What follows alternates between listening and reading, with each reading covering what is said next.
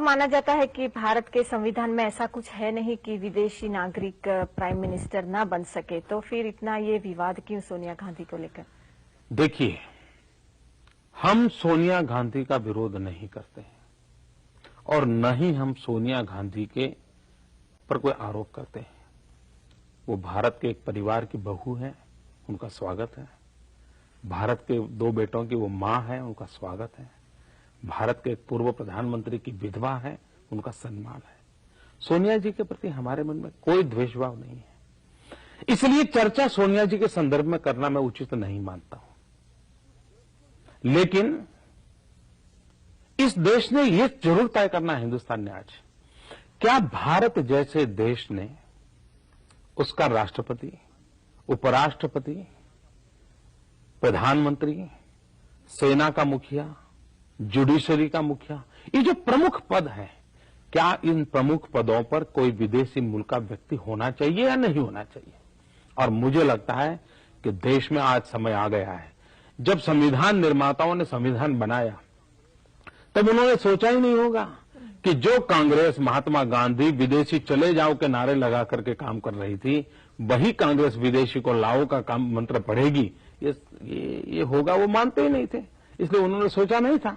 लेकिन अब कांग्रेस इसी हालत में तुली है कि 100 करोड़ देश के पास कोई नेता नहीं है। और ये देश के स्वाभिमान का सवाल है, ये राजनीति का सवाल नहीं है कि क्या मेरे आजाद देश जो अंग्रेजों को यहां सर रहा है, गोरी चमड़ी के लोगों को हटाया, उस देश का अपना कोई प्रधानमंत्री नहीं हो सकता है क्या? इसलिए देश के स्वाभिमान की लड़ाई है ये। उसको राजनीति या सोनिया एक व्यक्ति के साथ जोड़ना उचित नहीं होगा।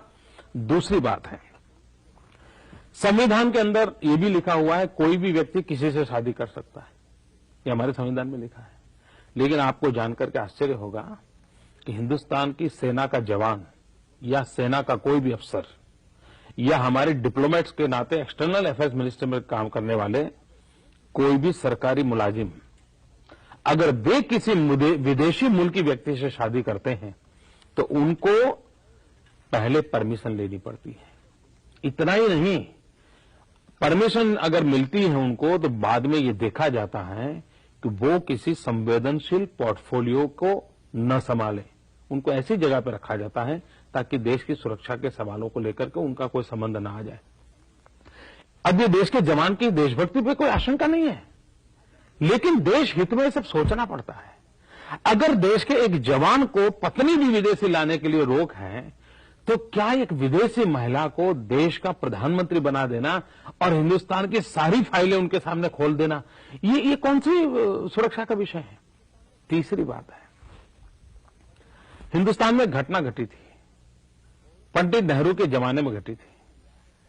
होलकर परिवार में उस रियासत का वारिस कौन हो, इसका झगड़ा चल रहा था, क्योंकि होलकर के जो राजा थे उनको 2 पत्नी थी, एक हिंदुस्तानी, एक विदेशी। अब उनकी इच्छा यह थी जो विदेशी पत्नी का बेटा था वो होलकर रियासत का वारिस बने, राजा बने। पंडित नेहरू ने अपने हस्ताक्षर से निर्णय दिया हुआ है, पंडित नेहरू की सरकार ने निर्णय दिया हुआ है कि होलकर परिवार का वारिस हिंदुस्तानी महिला की कुख से जो बेटा पैदा हुआ है वही होगा, विदेशी कुख से पैदा हुआ बेटा होलकर रियासत का वारिस नहीं होगा। ये पंडित नेहरू ने भी तय किया हुआ है, तो आज वो बदल करने की आवश्यकता क्या है? और भी एक घटना मैं बता सकता हूं आपको। हिंदुस्तान में सोनाली नाम की बंगाल की एक बहुत मशहूर कलाकार थी, सिने एक्ट्रेस थी, 1950 के कालखंड में, तब मैं तो पैदा भी नहीं हुआ था, लेकिन मैंने उनके विषय में सुना हुआ है। अब सोनाली एक्ट्रेस के नाते काम करती थी, तब इटली का एक रसोलिनी नाम का फिल्म डायरेक्टर हिंदुस्तान आया था, उन दोनों का प्रेम हो गया, शादी हो गई। सोनाली उसके साथ इटली में रहने लगी, शादी होने के कारण वो वहां की नागरिक बन गई, और उसको सोनिया जी की तरह नागरिक बनने में 15 साल नहीं लगे थे, वो तो जाते ही नागरिक बन गई थी। अब 20 साल के बाद उसको चुनाव लड़ने का मन कर गया, तो इटली के अंदर किसी शहर के एक म्युनिसिपैलिटी का चुनाव था, ये सोनाली उस म्युनिसिपैलिटी के चुनाव में उम्मीदवार बनी। आपको जानकर यह आश्चर्य होगा कि उसका नॉमिनेशन कैंसिल किया गया। इस बात पे कैंसिल किया गया कि वो इटली की नागरिक तो हैं, लेकिन इटालियन नहीं है, वो मूल इटली की नहीं है, वो हिंदुस्तान की है, इसलिए वो वहां की म्युनिसिपैलिटी का चुनाव नहीं लड़ सकती।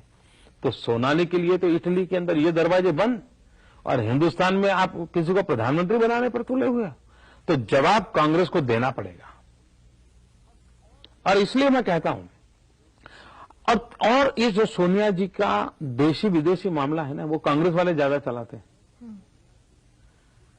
सवाल तो ये है, क्या सोनिया जी हिंदुस्तान जैसा देश, दुनिया का सबसे बड़ा लोकतंत्र, उसका प्रधानमंत्री, इसका कोई अनुभव होना चाहिए कि नहीं? एक्सपीरियंस नाम की कोई चीज होनी। आप एक प्यून को भी नौकर रखते हैं तो पूछते हैं कि पहले कहां काम करते थे भाई। घर के अंदर बर्तन साफ करने वाले को रखते हैं तो भी पूछते हो कि पहले कहीं काम किया है क्या? वो भी है। आप क्लार्क रखते हो, कैमरामैन रखते हो, किसी को भी रखते हो तो पूछते हो। सोनिया जी ने हिंदुस्तान की पंचायत तक देखी नहीं है, कोई अनुभव नहीं है, उनको हिंदुस्तान का ज्ञान नहीं है।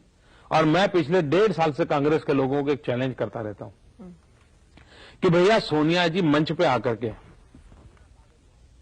मेरी एक शर्त रहती है कि बिना कागज वो आए। वो कागज पढ़ती रहती, किसी का लिखा हुआ। सोनिया जी बिना कागज लेकर के आए और आकर के और कुछ नहीं, सिर्फ हिंदुस्तान के राज्यों के नाम बोल दें बिना कागज दी। और मैं दावे से कहता हूं, हिंदुस्तान का तीसरी कक्षा का बच्चा तो हिंदुस्तान के राज्यों का नाम बोल पाएगा, लेकिन ये इटली की बेटी नहीं बोल पाएगी। क्या ऐसी व्यक्ति भारत की प्रधानमंत्री बनेगी? क्या कोई अनुभव है क्या उनका? और इसलिए देश की जनता को सोचना पड़ता है कि भाई कोई एक्सपीरियंस नहीं, इतना बड़ा देश चलाना। और उनके सामने अटल जी देखो, 50 साल से देश की राजनीति में है, कोई समस्या ऐसी नहीं है जिसके साथ वो जुड़े न हो। 35 साल से संसद में बैठे, विपक्ष में रहे हैं, और कितना ऊंचा व्यक्तित्व है। तो सवाल कांग्रेस को, देश की जनता को जवाब देना पड़ेगा।